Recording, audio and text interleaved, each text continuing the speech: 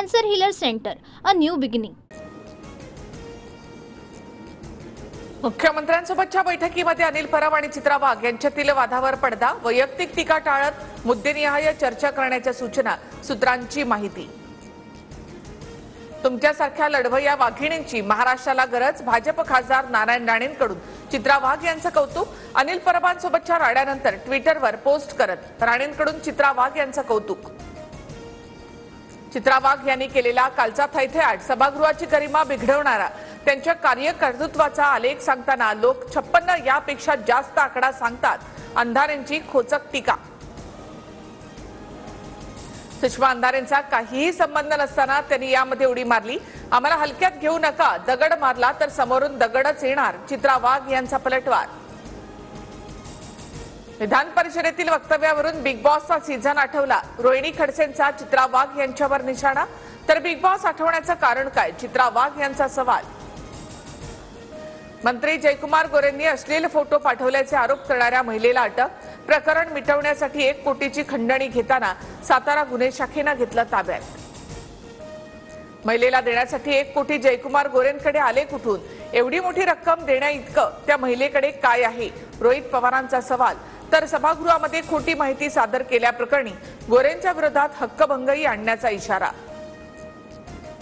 Blackmail करणाऱ्या महिलेचा पितळ उघडा पडला. जयकुमार गोरेंवर आरोप करणाऱ्या महिलेवर भाजप आमदार परिणय फुकेंचा निशाणा. तर महिलेनं नक्की पैसे मागितले का? हा सरकारचा खोटानाटा खेळ. सुप्रिया सुळेंकडून शंका उपस्थित. दिशा सालियनचे आई वडील दबावाखाली.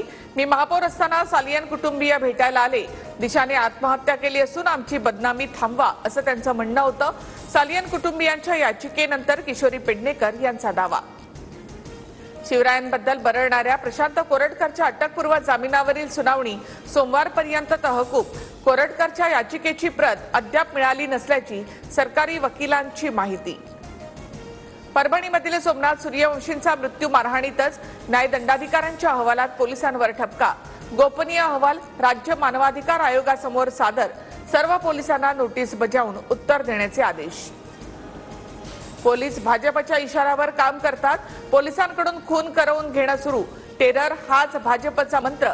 संजय राऊतांचा गंभीर आरोप. नागपूरच्या 11 पैकी 9 परिसरातील संचारबंदी शिथिल.